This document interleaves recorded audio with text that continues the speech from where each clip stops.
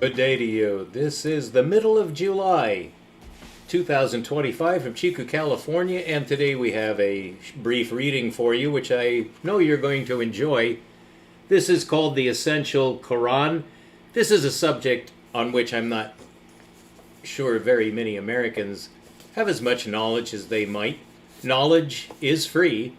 It never hurts to have knowledge. Of course, what you really want is to gain understanding, but you can't have understanding without knowledge. So that's the order in which it's given in Proverbs. By the way, after that comes a special step, which I've given more than one video presentation about. The sequence, bin, bina, tibuna, and there's a fourth. But the sequence from knowledge to understanding, I think we all grasp. It's just very important to actually say what you know so that you bring it to mind. Because unless you can recall what you know or understand, it's worthless. So, the Quran is universally known as the sacred book of Islam. That is a one-to-one correspondence, and I'm just going to pause right there to express to you what this is.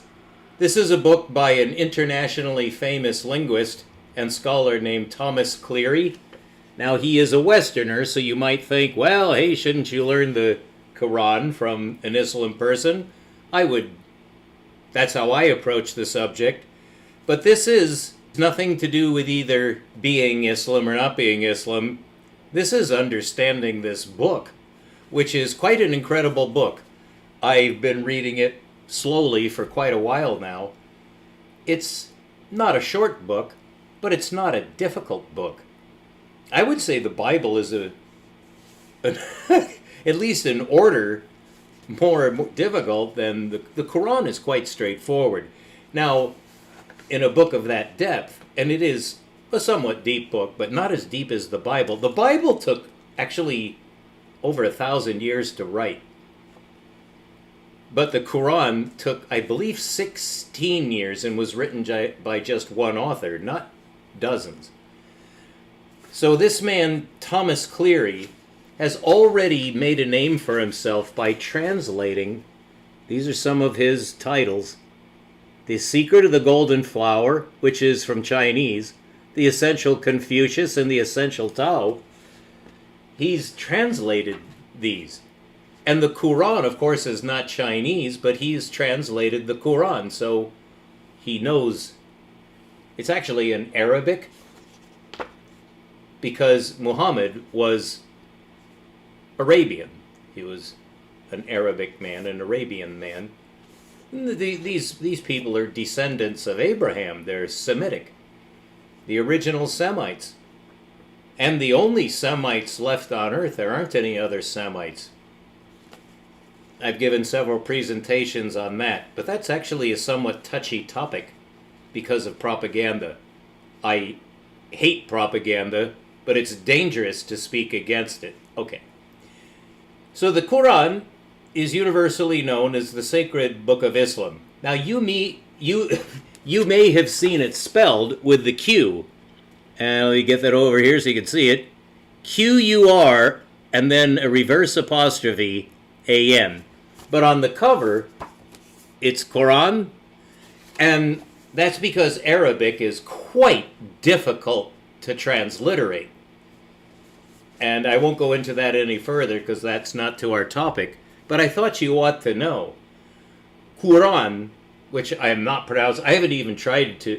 You can listen to it and then learn how to say it right. We could do so right now, but we won't.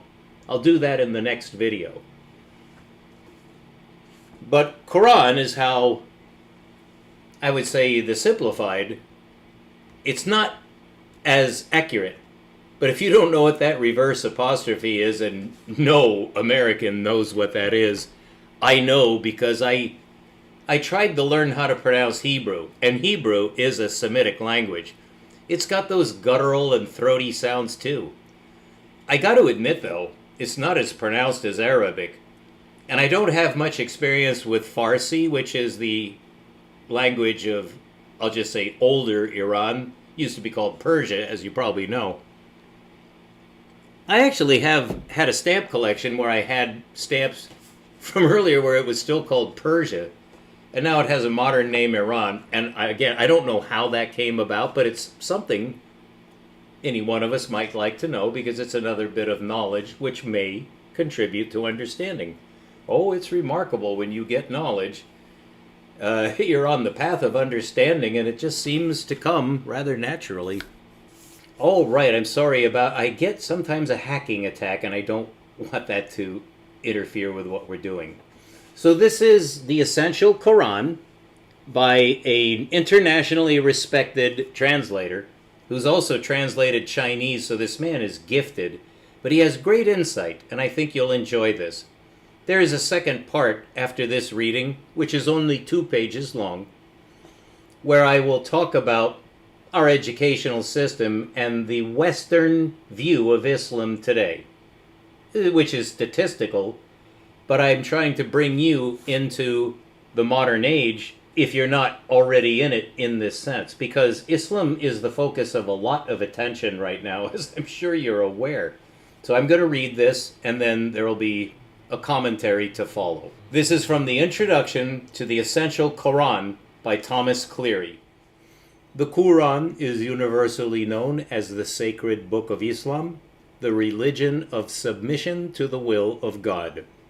The chapters and verses in this volume of extracts from the Quran, which is also known as the Quran, have been selected to form a rosary of readings and recitations intended to introduce the non-Muslim reader to the essential wisdom, beauty, and majesty of this sacred book.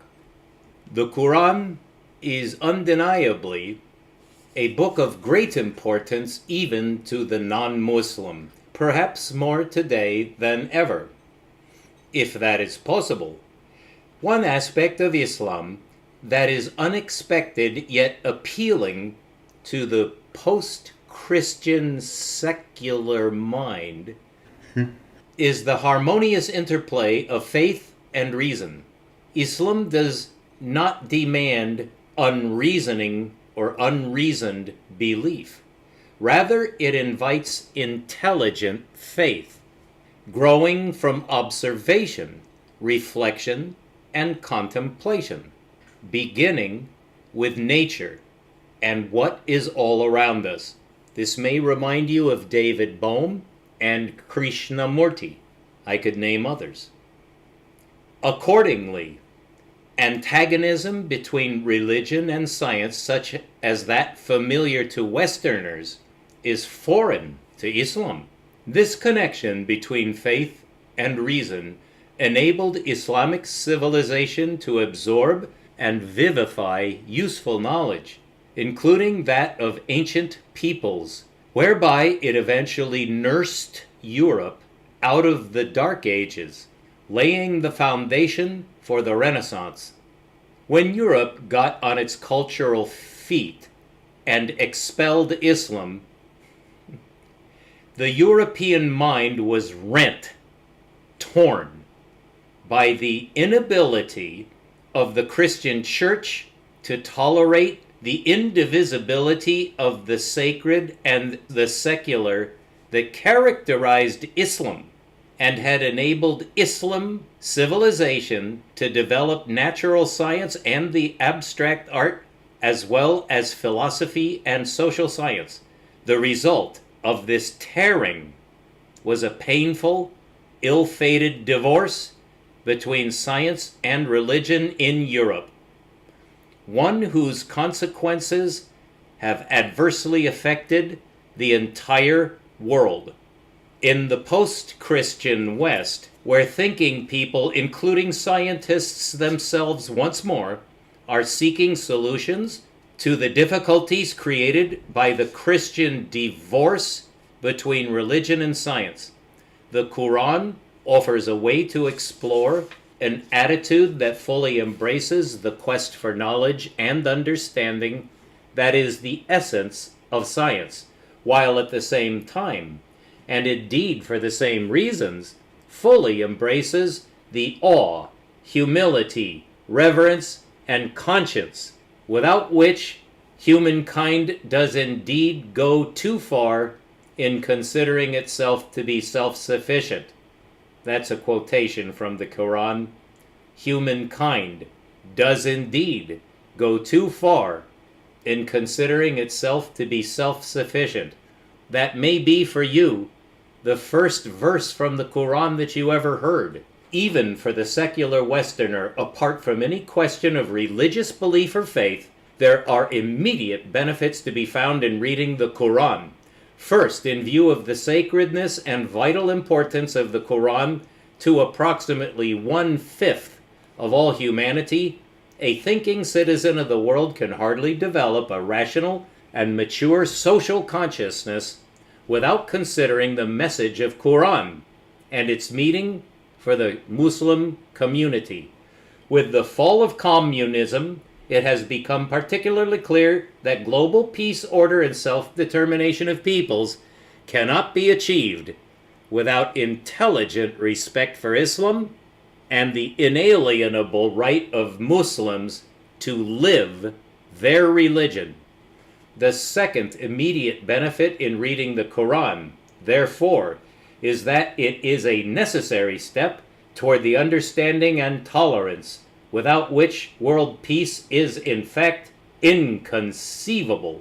For non-Muslims, one special advantage in reading the Quran is that it provides an authentic point of reference from which to examine the biased stereotypes of Islam to which Westerners are habitually exposed. Primary information is essential to distinguish between opinion and fact in a reasonable manner. This exercise may also enable the thinking individual to understand the inherently defective nature of prejudice itself, and thus be the more generally receptive to all information and knowledge of possible use to humankind. That ends the first section of the Introduction to the Essential Quran by Thomas McCleary.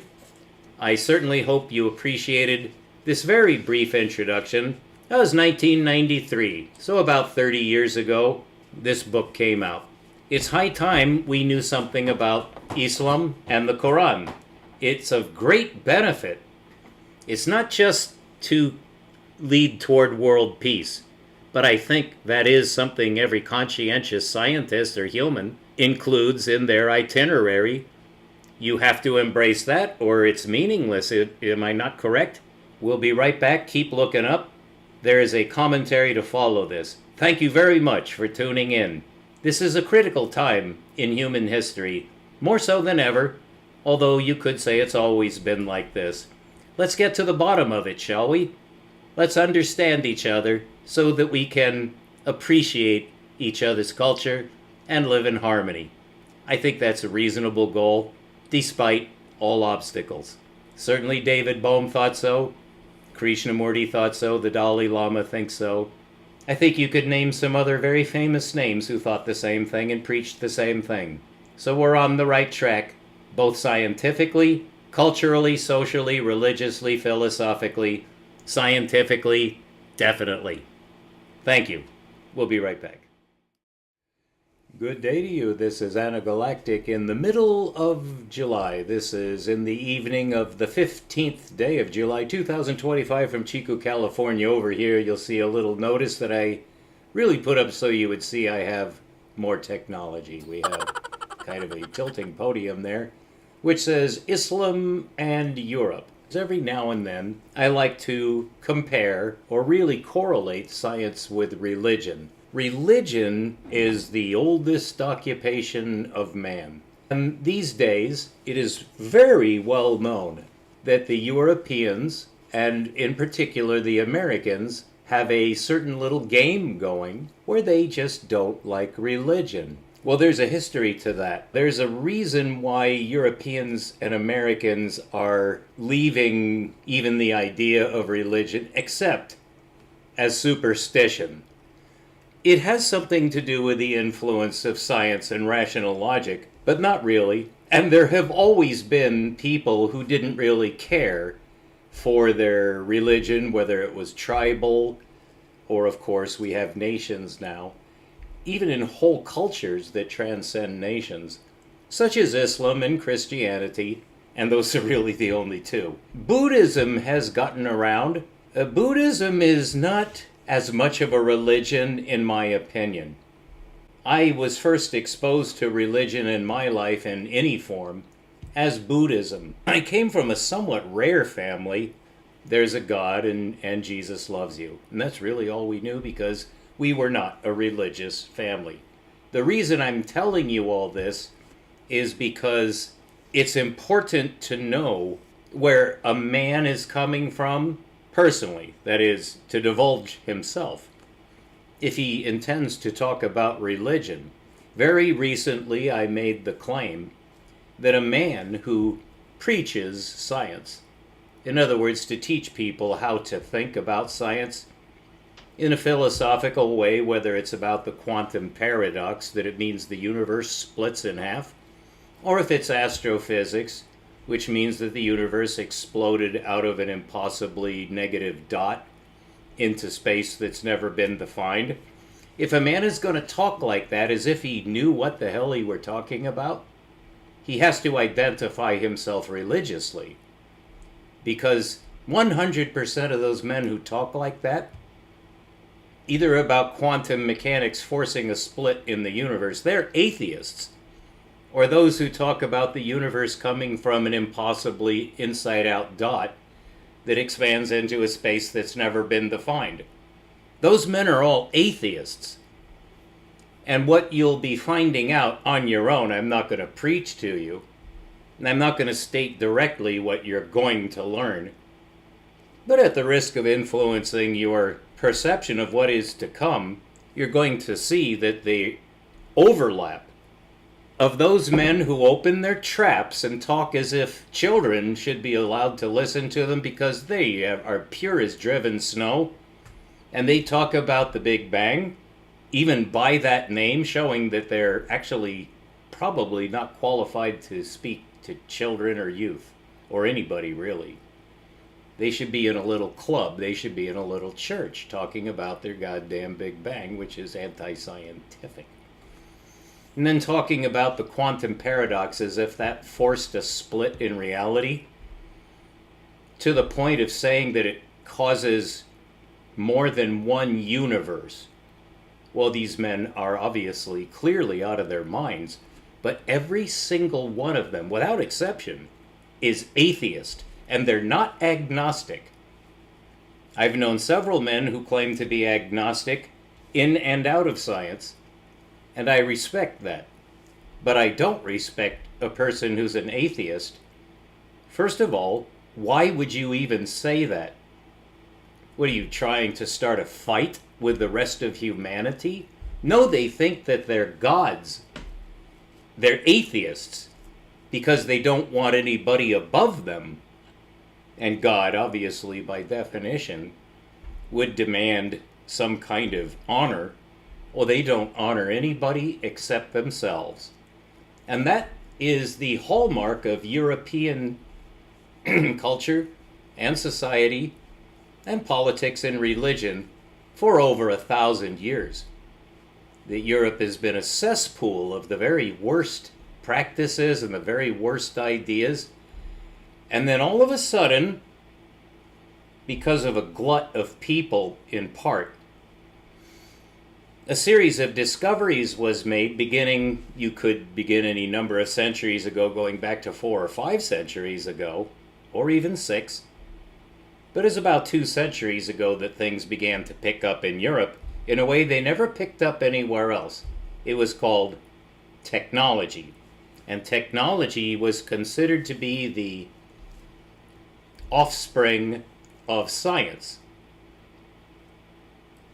And because there was a religious institution, which is always devastating if you have a religious institution, at least in Europe, but in general throughout history and throughout the world, if you have a religious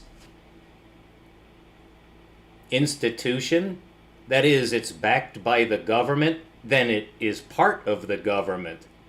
And the Roman Catholic Church, actually, it was the other way around.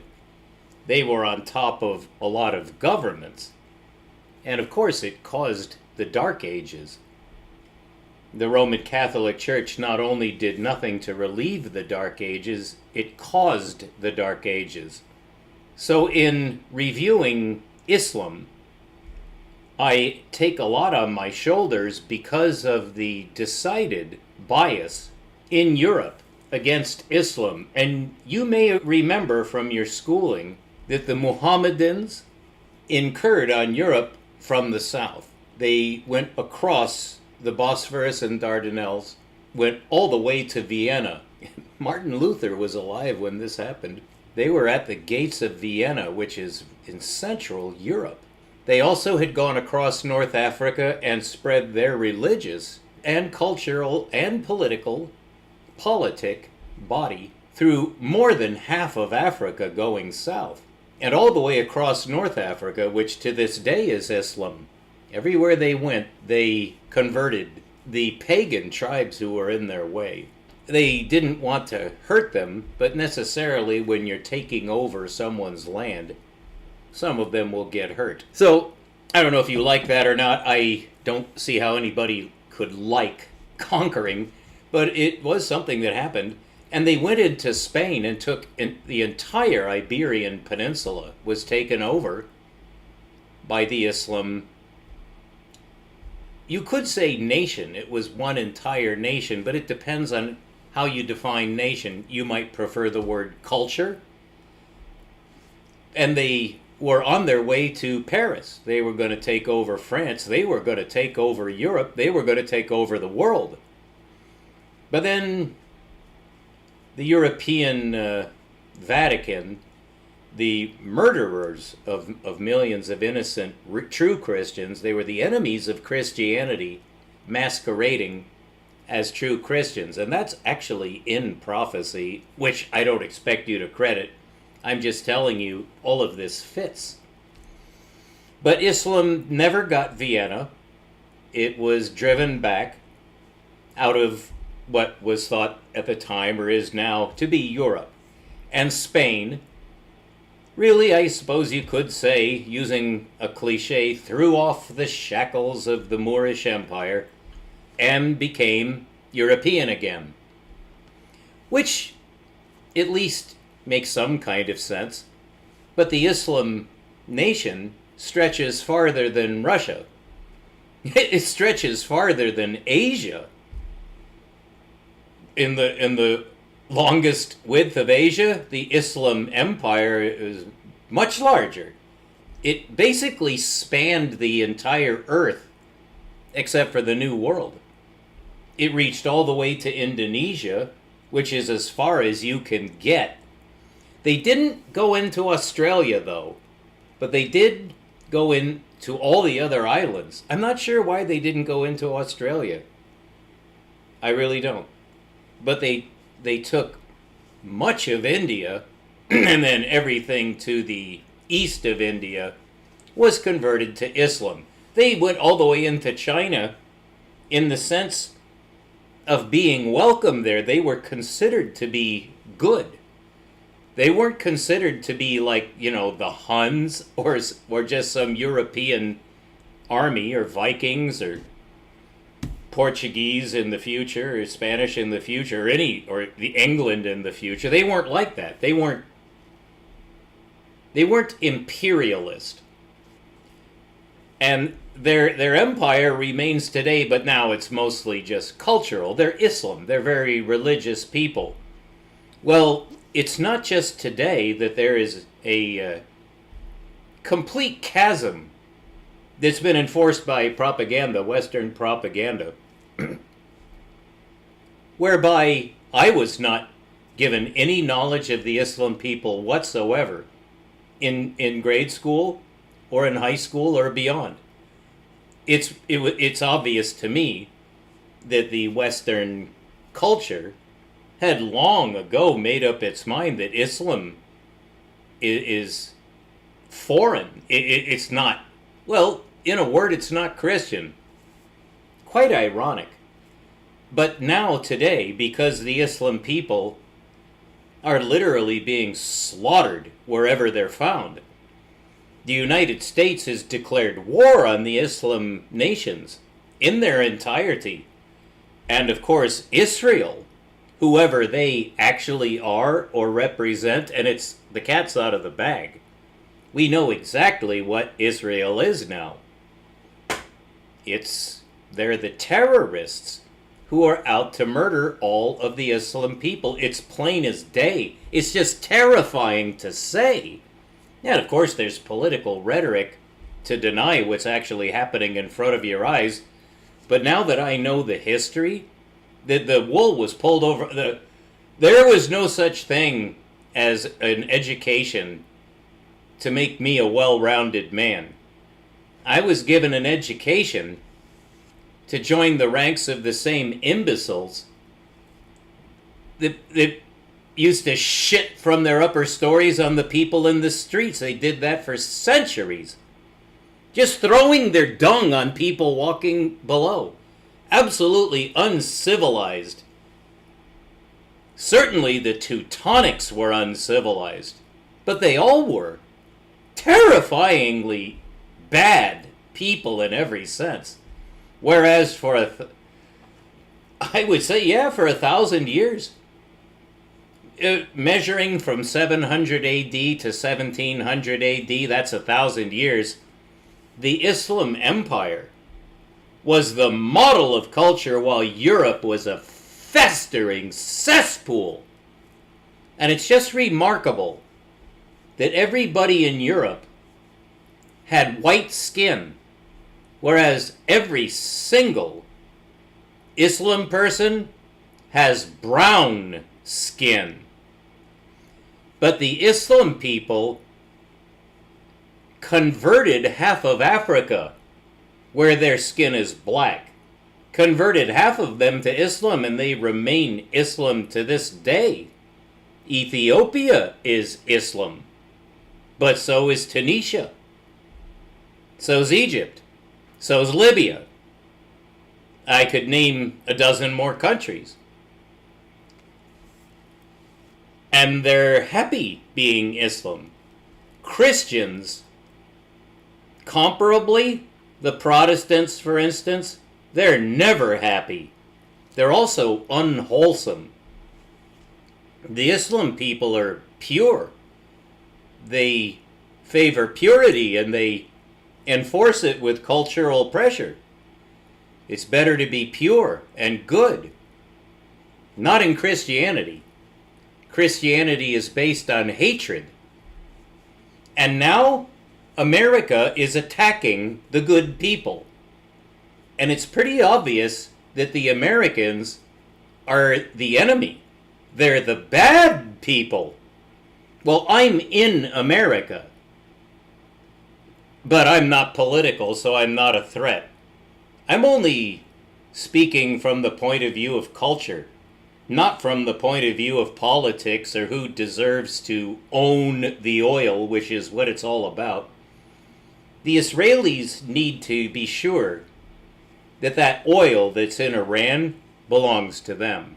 That's how they got the Americans on board. Because the Israelis might be able to do without oil in the global sense, but not America, not Europe, and not anywhere that's been Europeanized, such as Japan. The end game is brutal, and I wrote a political thesis on this when I was 14 years old, which got an A+ for whatever that's worth. You'd have to know where I was at the time to know whether that had significance or not. But I knew 60 years ago, or 50 years ago, more than 50 years ago, I knew perfectly well what was going to happen about now. I wasn't sure how far in the future, that the Americans would seek to get that oil by hook or crook. Well, they got a secret weapon. It's called Israel. So that's terrifying because World War III just started. We have a two-front war now. where Israel is determined. They're going to invade Iran. But the Israelis can't. They don't have enough men. They're going to get the United States Marines and Air Force to invade Iran, which we've already begun doing. We've executed 3 attacks. First on Iraq, then on Afghanistan, which is on the other side of Iran. This is on the opposite side of the world, by the way. And then we went back and landed in Iraq again. And now, within the past week,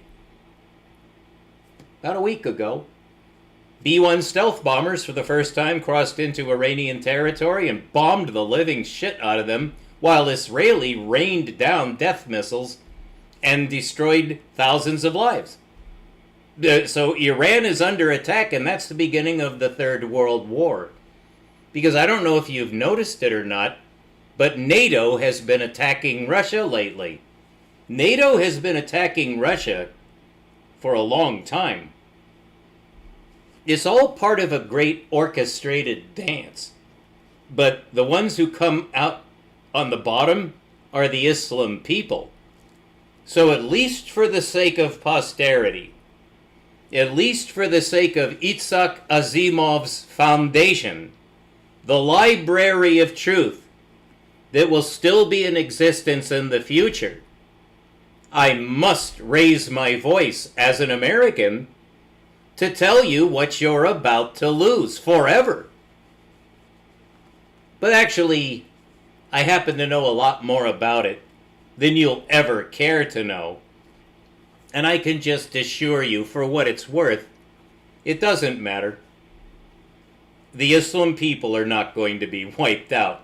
The reason is that the apocalypse actually involves a lot more than just Israel. And now we have science on behalf of Europe, where it was basically turned into technology. Hitler found that out. The result of technology was the arms of Krupp, and Hitler by all means should have taken over Europe. It certainly would have cleansed Europe of one nasty problem. But alas, Hitler didn't know exactly his enemy and just decided to commit genocide. Well, that's due to reasons and forces that are beyond your understanding. You'll never know what actually happened. I do. And because I do, and I know the reasons for things, this is my job. I also know that you can't possibly understand it. You would probably not like me if I told you the full truth. And I don't want you to not like me because it's pointless. I don't represent anything. I merely speak the truth. And that, in case you have forgotten, was one of the original American freedoms, was the right to speak your mind. You do have to be aware of the fact that there are limits to everything. You cannot incite. You can't incite. Well, the truth itself does not incite anything. However, propaganda does. So I must be quite certain of myself in telling you that Islam represents goodness, true religion, and true science, and true culture, and the American, European, Israeli whites represent decadence, destruction, and evil. I know that you know that. It's just that you can't face it. I'm not telling you to not fight for your country. But if I did have to give anybody any advice in person, outside the ears of society and really the nation, just talking mano a mano with someone, I would say you certainly don't want to be in the military or go into it right now, because you would not be defending your nation. This nation doesn't need to be defended, and neither does Europe. Europe is under no threat from anywhere, And certainly the United States is under no threat. So why is the United States and Europe and Israel attacking Iran? It's to protect Israel. Why? I can't tell you. But that is you know that is what's happening. You just don't know why. Well, what we're going to find out today beginning today, in a series of videos about Islam and Europe and science. I'm going to be telling you just the simple facts of history, where it impinges on science especially. But the conflict that has always existed between Islam and Europe. There was a time when Islam was the aggressor, but if you check back to see more, the bigger picture, no. It was mutual. There's mutual distrust, mutual antagonism. The popes, that is, the Satanic Vatican, if I may just put it bluntly, said that Islam was of the devil, whereas Islam could see perfectly well that the Pope was definitely the devil. But when you have two sides calling each other the devil, you're going to fight. Well, that's what's going on now. It's just an extension of the same historical confrontation. I take the full side of Islam for the obvious facts that they're good. They're good people. You have been brainwashed, dearie. So this series on the truth of Islam, what it actually is, why you should love it and embrace it rather than fear it and hate it. It's your goddamned white society that fears and hates it. And that perpetuates itself. That's called a group mind. And the Catholics are no different from the Protestants. Isn't it a wonder that we in these supremely educated nation of America, which was inherited from England, which was inherited from France, Germany, Italy, and ultimately all of Europe and Russia, our huge educational system of which we're very proud. What were you ever taught about Islam, which is 1/5 of the Earth's population and by far the dominant religion? Do you know anything about it? No, you don't, and I know that you don't. But now I do. I've been studying it for quite a while, a few years. Recently, I at least claim to have become Islam. I am an Islam man in every way, except ways that don't apply to me as a white man. I am a white man. Well, skin color ultimately doesn't matter, but it does serve for an excellent identifier of who is Islam and who is evil. The white people are evil. As a culture, not individuals. Unless you want to cite Hitler, but, so was Stalin. Actually, he was Georgian, but he was white. The whites really got around, but mostly in the extreme northern latitudes.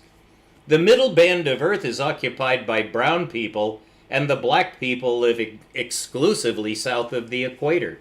It's been like that for 10,000 years. Not quite. I actually know the exact timetable, to within thousands of years. You have been lied to at so many levels that I have to hold myself back. I am grossly guilty of having used the most vile terms to describe what I see in the white world. And what I say is true, but it's unnecessarily vindictive, because nothing is going to change. Me raising my voice is not going to change the course of history in the slightest degree. I really present science, but the reason I present science is for an ulterior motive. The highest purpose of all is to get you to submit to your Creator, to venerate your Creator. Well, that's not going to happen in white society. There may be individuals. The statistical you that I see out on YouTube, both the broadcasters and the listeners, they're all the same. What might help, which I can contribute in all good conscience as a scientist, is to tell you what happened in history. And for that, I have an amazing book. I will be reading to you. I'll read it to you. So this is Anagalactic, bringing you the secrets of the universe, now the secrets of the world. Parts of this you're not going to like because of your brainwashing. So my job as a scientist is to elevate your level of awareness with the truth. It has to be the truth. Well, that's all I deal with my whole life. I deal with nothing but the truth. So help me God. Okay, keep looking up. We'll be back with Islam and Europe and science. It might make a difference if you're no longer an ignoramus. So tune in. We'll be right back.